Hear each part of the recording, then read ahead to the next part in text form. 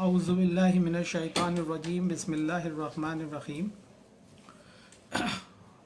आज सूरह अल-ज़िलज़ाल 99 नंबर की सूरत है, उसको शुरू करना है। और पहले भी ये बात दर्स में आ चुकी है कि कुरान हम समझ के तफक्कुर के साथ पढ़ें और समझ के पढ़ें, रुक रुक के ठहर ठहर के एक एक आयत को समझें और पूरे कुरान से उसको टैली करें उस अक़ीदे को। कहीं अगर एक आयत पढ़ के कोई अक़ीदा अपने आप से ऐसे ना बना भी लिया है तो आगे अगर रेगुलर पढ़ रहे हैं तो वो सुधर भी जाता है कि हमें यह अक़ीदा नहीं रखना है क्योंकि कुरान की दूसरी आयत इससे टकरा रही है। कुरान अपने आप में कंप्लीट किताब है, इसे समझने के लिए बाहरी किताब की कोई ज़रूरत पड़ेगी भी नहीं। अल्लाह का कलाम ऐसा आधा अधूरा होता भी नहीं है, वो हम अपने अक़ीदे को दुरुस्त कर लें, इसी में ही हिदायत है और यही हिदायत है। तो उसको शुरू करते हैं सूरह अल-ज़िलज़ाल को। फरमाया बिस्मिल्लाहिर्रहमानिर्रहीम, इज़ा ज़ुल्ज़िलतिल अर्दु ज़िलज़ालहा, जब ज़मीन अपनी पूरी शिद्दत से झंझोड़ दी जाएगी, ज़लज़ला आ जाएगा, हिला दी जाएगी। व अख़रजतिल अर्दु अस्क़ालहा, और निकाल देगी अपने बोझ, अपने अंदर से अपने बोझ को निकाल देगी। कुरान चौतरफा हिदायत करता है, आप इससे जितने भी अच्छे मफ़हूम निकाल सकते हैं, सारी चीज़ें हिदायत की होती हैं।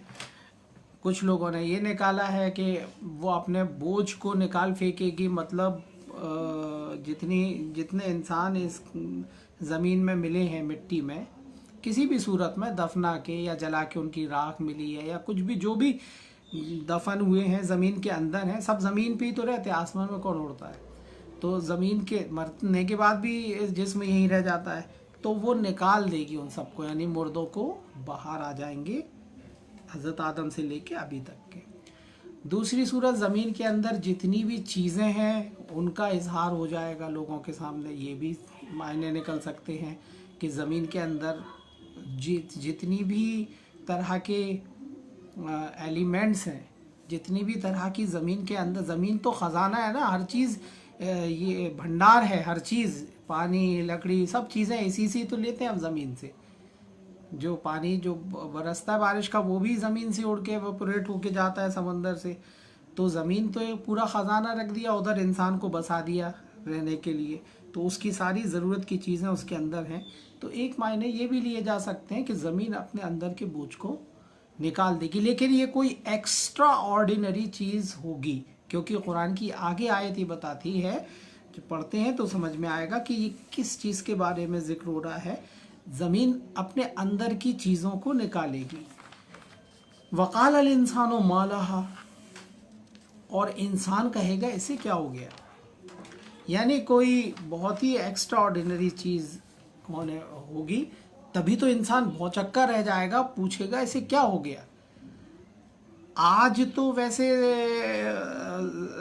बहुत सारी चीज़ें इन्वेंट हो रही हैं, खोजी जा रही हैं, लेकिन अभी वो पूरी अपने जो है पीक पॉइंट पे नहीं आया है। तो इंसान एकदम एस्टोनिश्ड होके, एकदम घबरा के ये तो नहीं कहता इसे क्या हो गया।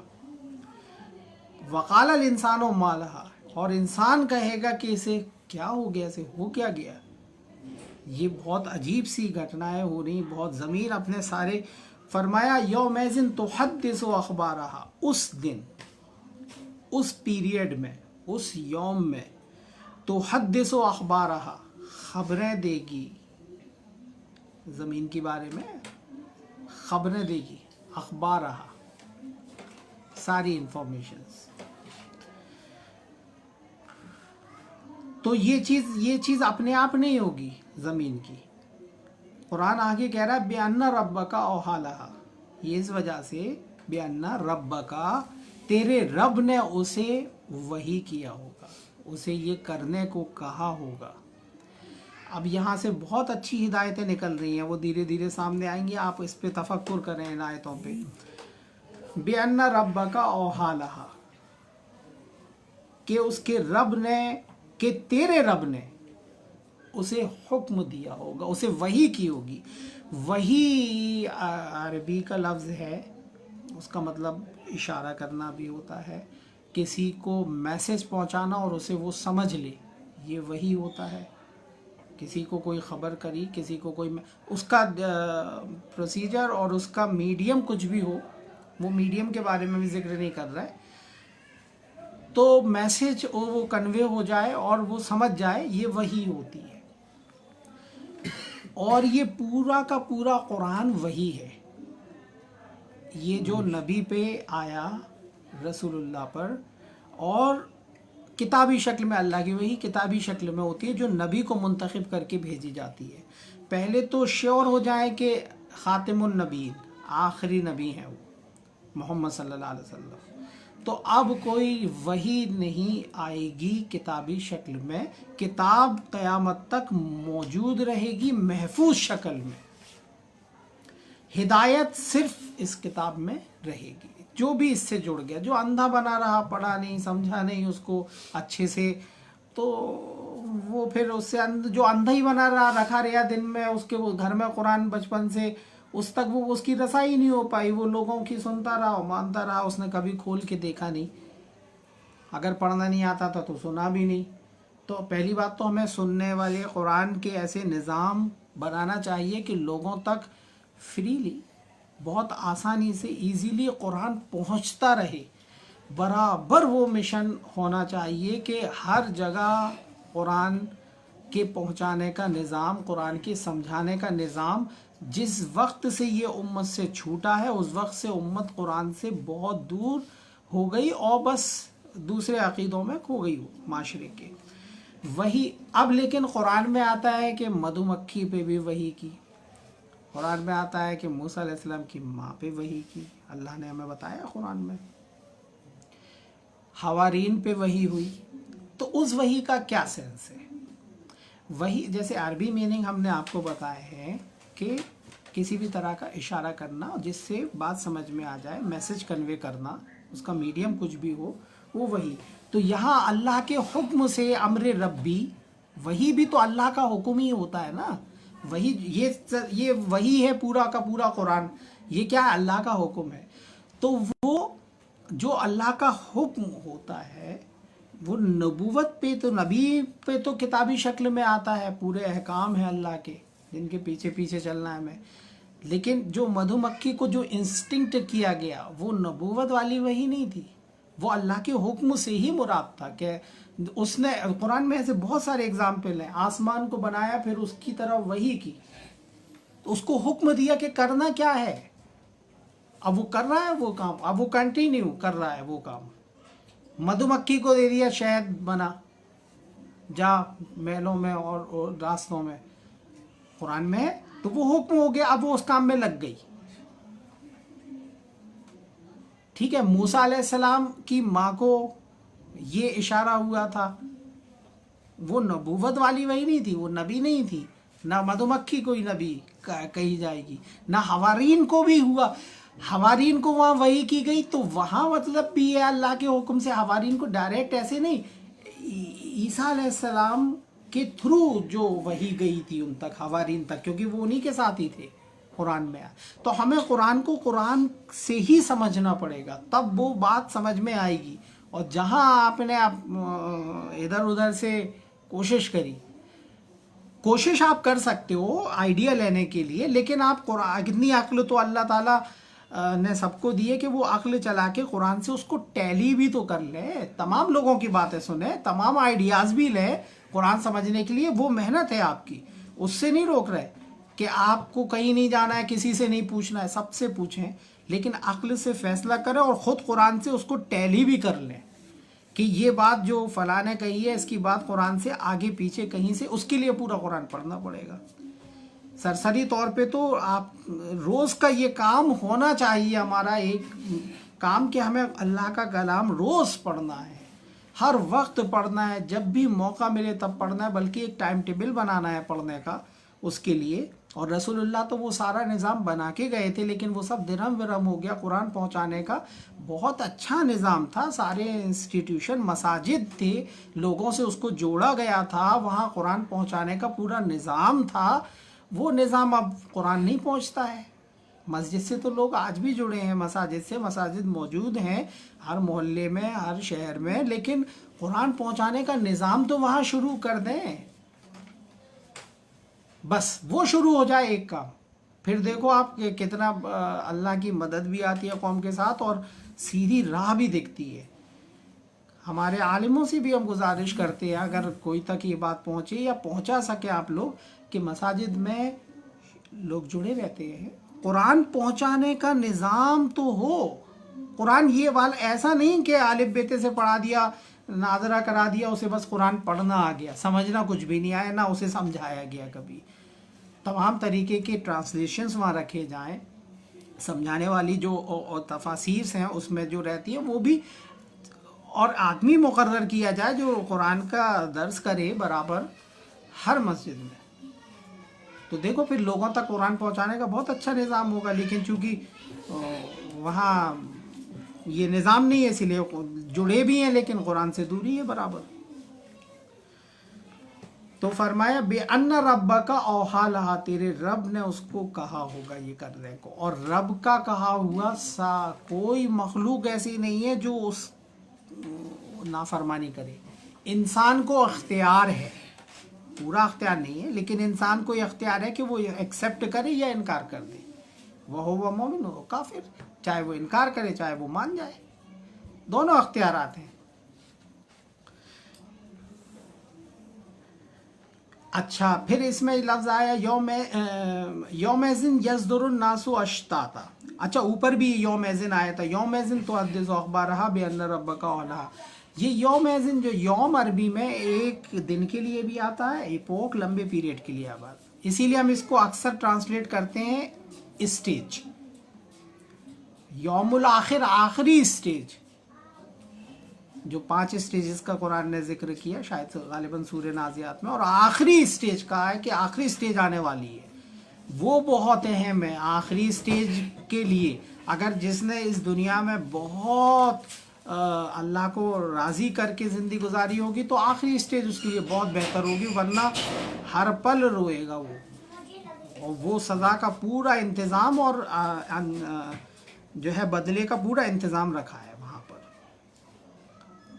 सज़ा देने के लिए आग भी मौजूद है, जंजीरें मौजूद हैं, अल्लाह के बनाए हुए मलाइका मौजूद हैं। तो वो सारी चीज़ें सामने आ जाएंगी। लेकिन उससे पहले क्या चीज़ होगा, अगर इसको उस स्टेज से भी लिया जाए तो यौमेज़िन यज़दुरुन नासु अश्ताता अश्तातन लियरौ आमालहुम, उस स्टेज में, यौमुल आखिर में, आखिरत में, आखिरी स्टेज में, वो इस दुनिया की ज़िंदगी से बिल्कुल अलग स्टेज होगी ना, इसीलिए कुरान उसको बार बार कह रहा है। उस दिन यौमेज़िन यज़दुरुन नासु अश्तातन लियरौ आमालहुम, लोग पलटेंगे, लौटेंगे बिखरे हुए या गिरो गिरो हो के, अश्ताता, शताता बिखरने के लिए आता है, लियरौ आमालहुम, ताकि उनको उनके आमाल बताए जाए। आमाल बताए जाएंगे हमें, ऐसा नहीं जो हमने काम किया वो अब वो रिकॉर्ड ही नहीं हुआ। और अल्लाह के मलाइका जो है वो रिकॉर्ड करने में चूक नहीं करते कुछ भी, कि हम तो दुनिया में चूक कर जाते, रिकॉर्ड नहीं हो पाया कुछ, लेकिन वो एक एक चीज़ लिखी जा रही है, उनको बताया जाएगा। बाकी कुरान की दूसरी आयतों से इसको टैली करें तो गवाही देगी, खाल गवाही देगी, हाथ पैर गवाही देंगे, वहाँ बहुत सारे विटनेसेस होंगे, तो बताया जाएगा। हम कोई भी अमल कर रहे हैं तो वो सब रिकॉर्ड हो रहा है, सारे अमाल रिकॉर्ड हो रहे हैं। इतना तो तसव्वुर होना चाहिए आदमी का अकीदा कि हम अगर कुछ बोल रहे हैं, कुछ एक्टिविटीज़ कर रहे हैं, वो सब रिकॉर्ड हो रही है। किसके लिए कर रहे हैं वो भी रिकॉर्ड हो रहा, किस नियत से कर रहे हैं वो भी रिकॉर्ड हो रहा है, और वो हमें वापस से पलटा के दिखाया जाएगा, लौटा के। फमन यामल मिस्काल ज़र्रतिन खैरन यरा, तो जिसने ज़र्रा बराबर भी खैर की होगी वो उसे देखेगा। अब यहाँ ये ज़र्रा जो है एटम, अरबी का लफ्ज़ है ज़र्रा, एटम, ज़र्रा, कण, एक कण के बराबर भी। ज़र्रा, एटम कितना छोटा होता है। कुरान पढ़ के तो हमें ये मालूम होता है, कुरान ने 1400 साल पहले जब नाजिल हुआ था तभी बता दिया था कि एटम से भी कोई चीज़ छोटी हो सकती है। पहले तो साइंस ही मानती थी एटम से छोटी कोई चीज़ नहीं होती है, लेकिन फिर बाद में साइंस ने भी उसको माना। कुरान ने 1400 साल पहले बता दिया था कि ज़र्रा से ना कोई छोटी ना बड़ी, तो समझ में आ रहा था कि छोटी भी हो सकती, बड़ी भी हो सकती। बड़ी तो होती है ذرہ ہی سب سے چھوٹا ہوتا ہے، لیکن اس سے بھی چھوٹی کوئی چیز ہوتی ہے، تو جس نے ذرہ برابر بھی خیر کی ہوگی، نیکی کی ہوگی، وہ اسے دیکھ لے گا۔ اب آپ سمجھ لیجئے کہ سارے اعمال میں اگر ذرہ برابر بھی نیکی ہے تو وہ بھی سامنے آ جائے گی۔ وَمَن يَعْمَلْ مِثْقَالَ ذَرَّةٍ شَرًّا يَرَهُ، جس نے ذرہ برابر بھی شر کیا ہوگا، شرارت، برائی، شر کیا ہوگا، وہ اسے دیکھ لے گا۔ تو ایک کڑ کے برابر بھی اگر اچھائی ہے تو اللہ اس کو بھی ریکارڈ کر کے بتائے گا، اور وہ بھی ہمیں سامنے آ جائے گی، اور اس کا بدلہ بھرپور اللہ کی طرف سے ملے گا۔ جو ایک نیکی لے کر آئے گا، مطلب جو اس کو اللہ 10 گنا ثواب دے گا، اس کا بدلہ 10 گنا ہوگا، اور جو جیسی برائی لے کر آئے گا ویسی اس کی سزا ہوگی۔ لیکن ٹوٹیلٹی میں ہوگا یہ سب، بوند بوند کر کے گھڑا بھر جاتا ہے۔ تو جب ایک تو شروع سے جب اس راستے پہ چل جائیں گے، اللہ تعالیٰ جو بھی قرآن کے قریب آتا ہے پھر اللہ اسے راہ راستہ دکھا دیتا ہے، سیدھا راستہ اسی دکھانے کا ہے جو چلنا چاہے، جو چلنا ہی نہیں چاہے۔ کوئی آدمی بیٹھا ہو، اسے راستہ بتا کے کیا کرو گے آپ بھی؟ وہ تو بیٹھا ہے، چلنا ہی نہیں چاہتا۔ بیٹھے ہوئے آدمی کو کیا، جو کھڑا ہے تیار ہے چلنے کے لیے، اس کو راستہ دکھایا جائے گا۔ تو جو آدمی صحیح ہدایت پانا چاہتا ہے اور قرآن کے قریب آ جاتا ہے، اسے راستہ مل جائے گا۔ جو آدمی اس نیت سے نہیں آتا کہ اللہ ہمیں صحیح راستہ دکھائے، بس وہ ایک عادتاً میں پڑھنا ہے، اس کو بتا دیا گیا تو وہ پڑھتا رہے گا، اسے وہ راستہ نہیں ملے گا ہدایت۔ جو چلنا چاہے، جو کوشش کرے اس کے لیے جیسی کوشش کرنی چاہیے، تو یہ کوشش ہی تو ہے کہ قرآن کو سمجھ کے پڑھنا، عقل لگا کے پڑھنا، اور پھر صحیح نتیجہ نکال کے پھر لوگوں کو پہنچانا وہ ساری۔ تو ذرہ برابر بھی جس نے خیر کی ہوگی وہ بھی دیکھ لے گا، اور جس نے ذرہ برابر برائی کی ہوگی تو دیکھ لے گا۔ Everything is being recorded, ہر چیز ریکارڈ ہو رہی ہے۔ اس بات کا تصور ہمیں صبح سے لے کے رات تک ہونا چاہیے۔ اگر ہم کوئی بدماشی کرتے ہیں، کچھ کوئی بھی ایکٹیویٹیز ایسی کرتے ہیں، مثال جھوٹ بولنا، فراڈ کرنا، کسی کا مال ہڑپ لینا، انسان تو خوب جانتا ہے کہ وہ کیا کر رہا ہے، وہ خود جانتا ہے، دوسرا تو شاید صحیح سمجھ پائے یا نہیں دیکھنے والا، لیکن وہ خود جانتا ہے کہ وہ جھوٹ بول رہا ہے یا سچ بول رہا ہے، وہ کتنا فراڈ لوگوں سے کر رہا ہے صبح سے لے کے شام تک، اس کی نیت کیا ہے، یہ تو آدمی خود جانتا ہے۔ اسی لیے خود ہی وہ ریکنسائل کرے، خود ہی جو ہے سدھار لے وہ اپنے اندر سے۔ جس دن اس نے یہ فیصلہ کر لیا کہ آج سے جھوٹ نہیں بولیں گے، فراڈ نہیں کریں گے، کسی کو دھوکہ نہیں دیں گے، صحیح نیت سے وہ کام کرے گا اور قرآن کے پاس آ جائے، پھر اس کو راستے ملتے جائیں گے اور اللہ کی مدد بھی آئے گی۔ یہ تو ہم سوچ کے چلیں کہ یہ دنیا ایسے ہی نہیں چل رہی ہے کہ اپنے آپ اللہ تعالیٰ نے بنا دی، مطلب کسی نے بنا دی یا نہیں، اپنے آپ بن گئی اور ایسے ہی چل رہی، ایسا نہیں ہے۔ اس کو سسٹمیٹک بنایا گیا، سسٹمیٹک چلانے والا اللہ رب العزت موجود ہے، اور وہ سارے اعمال کو ہمارے دیکھ رہا ہے۔ اس نے مخلوق بھی جتنی بنائی ہے وہ سب انسان کے لیے بنائی ہے، فائدے کے لیے، ہر ایک چیز کا ایک نہ ایک مقصد ہے۔ اور ایک بات وحی کے ذریعے، نبی کے ذریعے ہمیں ایک بات پہنچا دی، قرآن کی شکل میں کتاب، اور محفوظ کر دی قیامت تک۔ اور خالی محمد صلی اللہ علیہ وسلم پہ وحی نہیں آئی، ان سے پہلے اور بھی عیسیٰ علیہ السلام، موسیٰ علیہ السلام، نوح علیہ السلام، یعقوب علیہ السلام، ابراہیم علیہ السلام،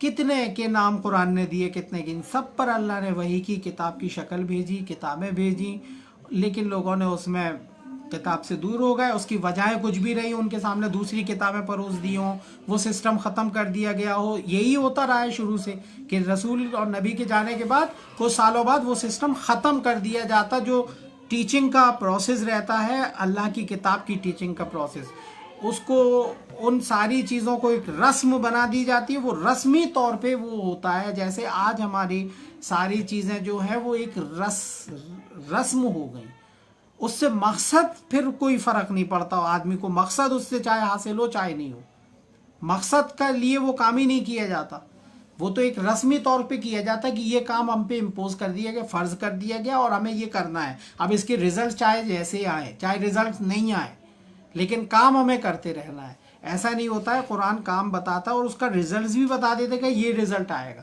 جب ہمارے ہر اعمال کا رزلٹ آنے والا ہے اور رزلٹ ہمیں دیا جائے گا، تو ایسا کیسے ہوگا کہ اللہ تعالیٰ حکم دے اور اس کا کوئی رزلٹ ہی نہ نکلے؟ ایسی کوئی کام، ایک ایکٹیویٹیز کچھ بھی کرنے کو کہہ دے اور کوئی دنیا میں بھی اس کا رزلٹ نہیں دیکھے. رزلٹ آتا ہے لیکن اگر کام صحیح طریقے سے کی جائے تب اس کا رزلٹ بہت اچھا آتا ہے، ورنہ پھر رزلٹ نیگیٹو آتا ہے. جو آ رہا ہے آج بھی سارے اعمال تو لوگ کر رہے ہیں لیکن ان کے رزلٹس ان کو اس حساب سے نہیں مل رہے، بلکہ اس کا نیگیٹو امپیکٹ دکھ رہا ہے. تو یہاں پر یہ جو ہے سورہ الزلزال پوری ہوئی، اور چونکہ اب انشاءاللہ یہ چھوٹی چھوٹی صورتیں ہیں. آج سورہ العادیات انشاءاللہ اگلے ہفتے لیں گے، 100ویں نمبر کی صورت، اور اس میں بھی بہت چھوٹی چھوٹی آیتیں مشتمل ہیں، چھوٹے چھوٹے الفاظوں پر، تو اس کو انشاءاللہ لیں گے. آپ سے گزارش ہے کہ زیادہ سے زیادہ لوگوں تک درس کو پہنچائیں اور خود بھی تفکر سے، غور فکر سے، سوچ وچار کر کے قرآن پڑھیں. وآخر دعوانا الحمدللہ رب العالمین.